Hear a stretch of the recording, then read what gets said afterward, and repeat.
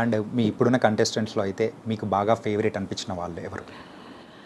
Favourite అంటే ఇష్టం, favourite or ఇష్టం, however you feel. Vishnupriya, yeah, Sita, వీళ్ళు ఏంటంటే స్ట్రాటజీలు లేకుండా మామూలుగా రియల్గా ఆడుతున్నారు. Okay. They are themselves. And then ప్రస్తుతానికి వీళ్ళిద్దరే.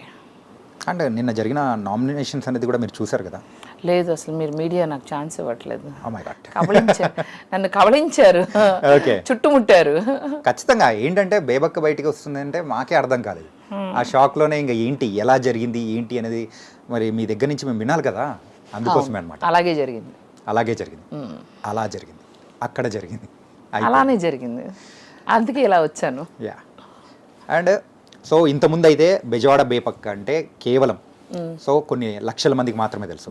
కాకపోతే బిగ్ బాస్ తర్వాత కోట్ల మందికి తెలుసారు. అవును. ఇప్పుడు నెక్స్ట్ మీ స్టెప్ ఎలా ఉండబోతుంది ఏంటి? సినిమాలు వస్తున్నాయి, యాడ్స్ వస్తున్నాయి, బ్రాండింగ్స్ అడిగారు, రెబ్బన్ కట్టింగ్లు అడుగుతున్నారు. చెప్పాను వాళ్ళకి మనంతా కోట్ల వ్యాపారం, ఏదన్నా కోట్లలో ఉండాలి, ఏదన్నా ఒక రేంజ్లో ఉండాలని చెప్పాను.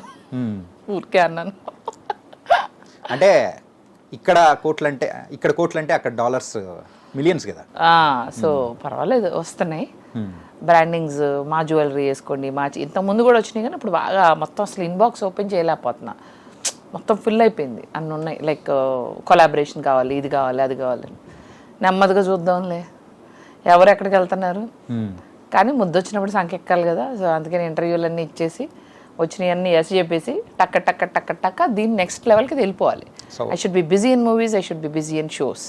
సో మూవీ ఆఫర్స్ ఏమైనా వచ్చాయా? నేను వెళ్ళే ముందులే కొన్ని వచ్చినాయి, ఇప్పుడు నాకు తెలిసి ఇంకొన్ని ఎక్కువ వస్తాయి. ఇంకా రీచ్ ఎక్కువయ్యాను కదా, ఇంకా ఎక్కువ మంది తెలుసా. అసలు కామెడీ అనే విషయం ఏంటంటే నాకు బిగ్ బాస్ పెద్ద షో అని తెలుసు, క్రేజ్ దానికి విపరీతంగా ఉంటుందని తెలుసు, కానీ ఒక 1 వీక్లో ఉన్న కంటెస్టెంట్ కూడా ఇంత క్రేజా? మీడియా అంటే నాకు ప్రత్యేకమైన గుర్తింపు మీరు ఎక్స్ట్రా ఇస్తున్నారా, లేకపోతే ఏ కంటెస్టెంట్ అయినా మీరు ఇంతే గుర్తింపు ఇస్తారని నాకు అర్థం కాలేదు. అసలు media is like flooding me with questions, interviews, నాకు టైమే ఉండట్లేదు.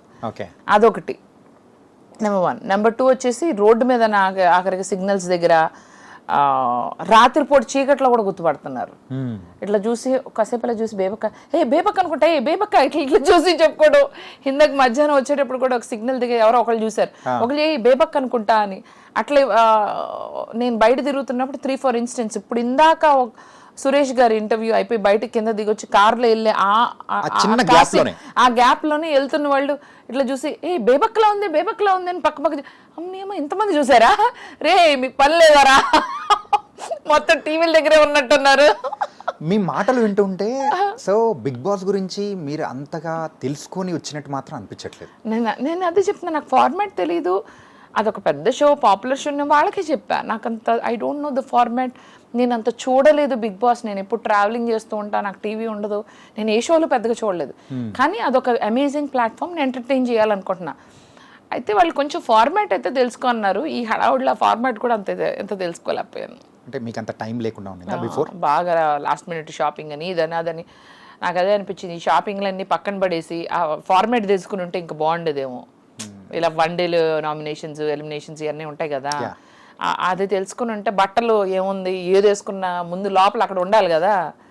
సో అదే అనిపించింది, అరే మనం కొంచెం ప్రిపేర్డ్గా. చెప్పాను కదా, అందరేమో మంచిగా ట్రైనింగ్ అయిన జర్మన్ షెపర్డ్స్ లెక్క ఉన్నారు, నేను పట్టాలేను. కానీ అంటే బిఫోర్ గోయింగ్ అప్పుడు కానీ ఎప్పుడైనా కానీ మీరు ఆ హౌస్లోకి అడుగు పెట్టేటప్పుడు సో మీకు ఒక అంటే రఫ్గా అనిపించుంటుంది కదా, సో మనం ఎలా ఏం చేసుకున్నా కానీ సో ఇన్ని వీక్స్ అయితే ఉండగలుగుతాను అని చెప్పేసి ఒక కాన్ఫిడెన్స్ మీకు మీరు చెప్పుకోవడం కానీ ఒకటి ఉండి ఉంటుంది కదా. సో మీకు అలా అనిపించిన ఎన్ని వీక్స్ ఉంటారని అనుకున్నారు? అలా ఏమనుకోవాలా, అలా ఏమను, గో విత్ ద ఫ్లో. వాహ్, ఎప్పుడైనా గో విత్ ద ఫ్లోనే, ఇప్పుడు కూడా అంతే.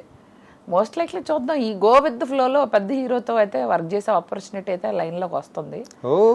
Maybe it will happen end of the year are next year ఇద్దరు హీరోతో చూద్దాం. తనకైతే బండి పట్టాలెక్కింది అక్కడ తప్పినా కానీ. అక్కడికన్నా ఇప్పుడు ఏమవుతుందో తెలుసా, మీడియా అక్కడి నుంచి వచ్చాక ఈ ఇంటర్వ్యూస్ ఉంటాయి కదా, ఇది మోర్ ఎంటర్టైనింగ్, ఇది బాగా రీచ్ అవుతుంది. ఓకే. ఈ బాగా క్లిప్పింగ్స్ వేసుకుని షార్ట్స్ వేసుకుని ఈ బాగా ట్రెండింగ్ లో ఉన్నాయి.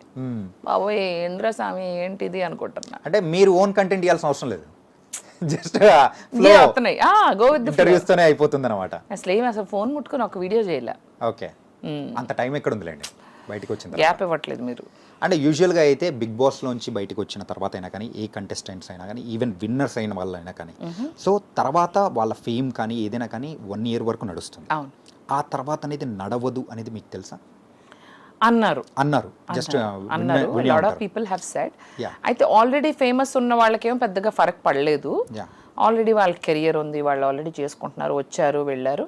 కాకపోతే అక్కడికి వెళ్ళిన వాళ్ళు అలా మొత్తం సీజన్ అంతా ఉండి ఫైనల్స్కి వెళ్ళి అలా వెళ్ళి బయటకు వచ్చిన వాళ్ళు కూడా ఆ 1 year వాళ్ళ ఫేమ్ ఎంజాయ్ చేశారు. కానీ నెక్స్ట్ ఇయర్ మళ్ళీ ఇంకో బ్యాచ్ రెడీ అవుతారు.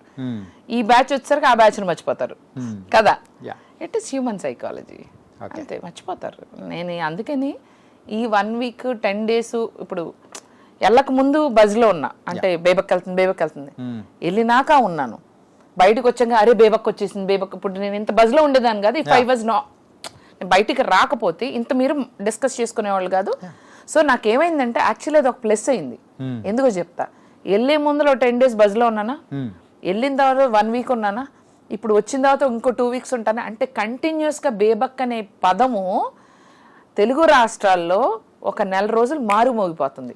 గూగుల్ సెర్చ్ ఇంజిన్లో మాత్రం బేబక్క అని కొట్టగానే వచ్చేస్తున్నాయి.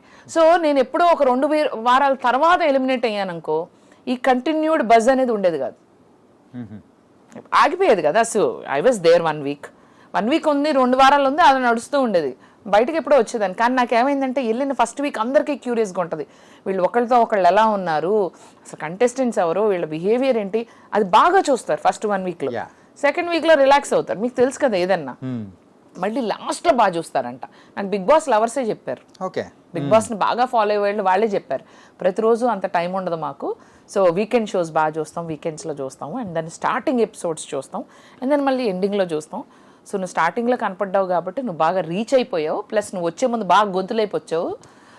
సో ఆ వీకెండ్ ఎపిసోడ్స్లో బాగా అనిపించానంట. నా గేమ్స్ కానీ, నేను కానీ, నాగార్జున గారితో మాట్లాడింది కానీ, నిఖిల్ మీద నేను ఇరుచుకుపడింది కానీ, ఒక 3 days అయితే దుమ్ముదులిపి వచ్చాను. అదే వాళ్ళకి ఆశ్చర్యంగా ఉంది, ఇదేదో ఫస్ట్ డే చేస్తుంటే బాగుండేదని.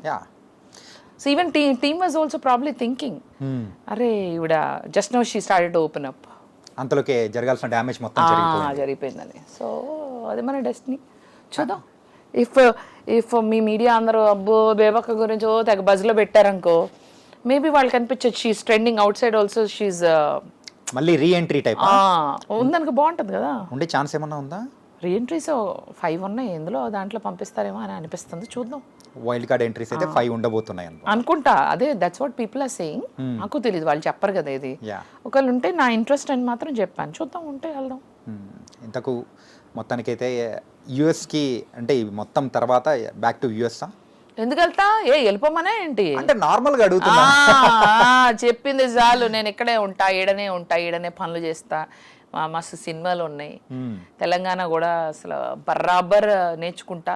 తెలంగాణ శకుంతలక్క లెక్క తమ్మి పైసలు తెచ్చినావా అట్లాంటి రోల్ కొడతా, మామూలుగా ఉండదు, అదిరిపోవాలి, పిచ్చెక్కిపోవాలి, మైండ్ బ్లాక్ అవ్వాలి డైరెక్టర్కి.